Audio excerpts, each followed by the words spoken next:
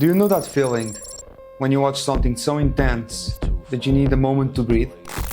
That was me after episode 7 of Arcane, the episode where Jinx and Ekko face off each other in that stunning what-if scenario.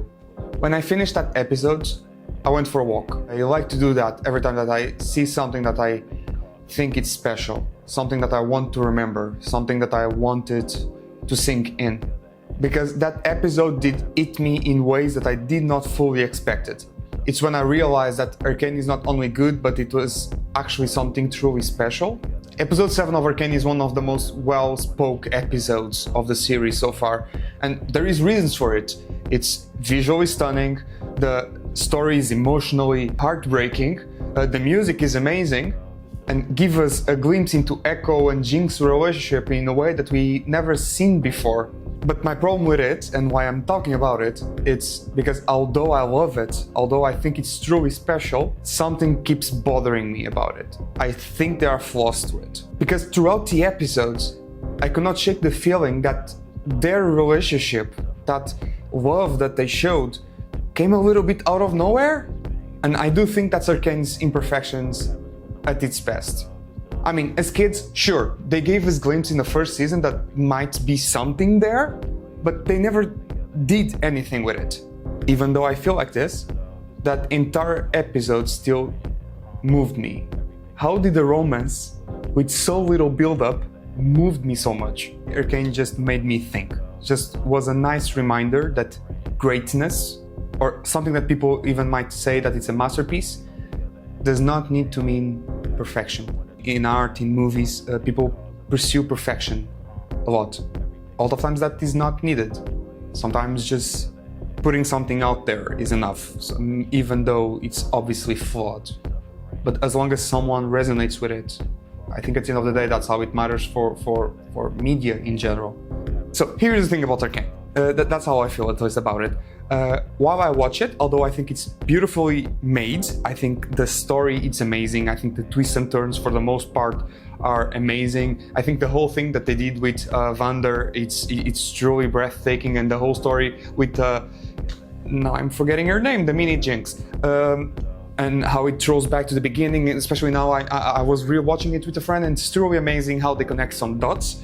But at the same time, there are a lot of little things that annoy me, and one of the big examples for me was the Ekko and Jinx that I said at the beginning. Like, I really felt like that relationship had no build-up at all, almost. Like, if anything, when they see each other in the first season again as adults, they have one of the best fight scenes ever, and there is no romance in that at all. For example, one of the scenes that also left me very conflicted was the Vi and Catherine's sex scene. Like, nothing necessarily against it.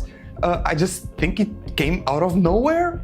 Like, they did it in a prison when Jinx just left to commit suicide, and Vi was aware of it, and they decide to have sex. Or, for example, how I think the whole entire Ambessa arc was a little bit of a mess. Like, the entire Black Rose thing, I think it was very rushed, at least me, because I'm not into League of Legends, so I don't know the lore, and as someone that is outside of it, the whole Black Rose thing felt very rushed. I did not fully understand the motivation behind Ambessa by the end of it. And don't get me started on her joining with Victor. How did she expected it to go well?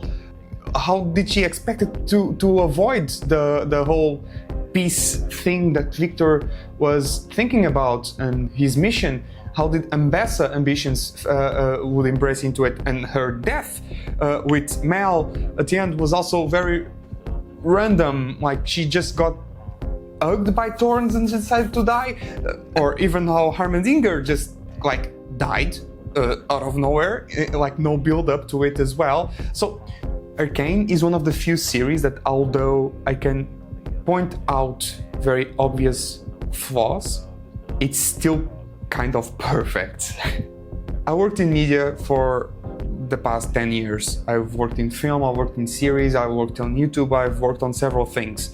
And one thing that you learn with storytelling is that getting it perfect or by the book does not always bring the best effect. And Arcane is a perfect example of this. Although some of the scenes are built in a way that might lead to plot holes or they are a little bit rushed, one thing that they are obviously super well optimized is for emotional effect. You never leave a scene feeling nothing. You still go with it. Because the emotions are so powerful, what they make you feel is so powerful, that at the end of the day, does it really matter if the story is not perfect? For me, the answer that I get to myself is no, I don't care. For me, Arcane is still pretty much a masterpiece. I think it's one of the best examples of a series, even movie-wise, or when scriptwriters actually have the freedom to tell the stories that they want.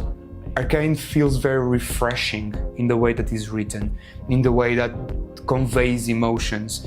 There are very few series nowadays that know how to end, that know very well their characters, and Arcane does all of that while not being perfect.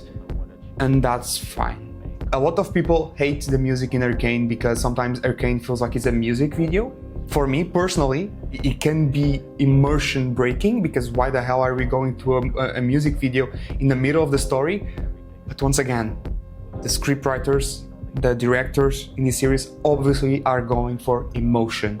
They want you to feel things. So yes, maybe a montage is not the most correct way maybe to pay respect to some of the characters, but it doesn't matter.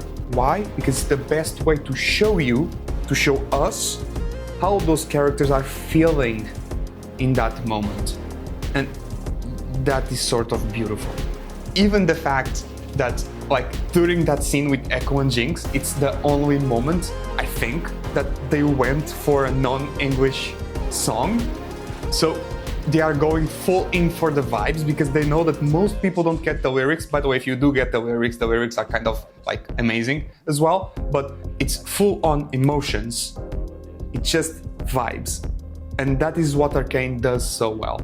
One of the few comparisons that I can make with Arcane in this regard, regarding these storytelling conflicts that I feel with it, it's the anime movie by Makoto Shinkai, Your Name. Also regarded by a lot of people a masterpiece, in also visually stunning, but also by the way its story works. Now, I don't want to spoil that one in case you guys never saw it, but also that story also uses a very big plot twist in the middle of the story, and that entire plot twist is what guides the second half of the movie. And in Your Name, that plot twist kinda also doesn't make any sense at all, when you stop to think about it. And I was aware of it while watching the movie as well, but once again, in Your Name, same thing. Music, visuals, stories, emotion. It's all to make you feel things. So it's not a problem if it doesn't make sense, as long as it makes you feel something. Now, of course, if you are more rational, maybe you cannot overcome this, and if you cannot overcome this, maybe Arcane will not be for you. You are gonna hate the ending because the ending, it's very much emotions heavy, very irrational in that sense. But if you can be at peace with it, Arcane is amazing, even with its flaws. I already know by reading things online that a lot of people also got bothered by its flaws. Some people think Arcane is miserable by the end, and there are a lot of people that don't care at all and just think it's a masterpiece. I really think I see it somewhere in the middle. I do think it's a masterpiece, although I see all the flaws, and I fully respect it, and I don't really care. Because I'm a sucker for these kinds of stories. For example, I love La La Land, because if you guys know La La Land and the ending of La La Land, it's very much like the Ekko Jinx situation, the what if scenarios, and I'm kind of a sucker for those kinds of stories. So I think also that was why I needed to stop for a moment after watching that episode before I decided to binge watch the entire series after that. And if you have any other examples of good series or movies that do this kind of twist in the story, let me know.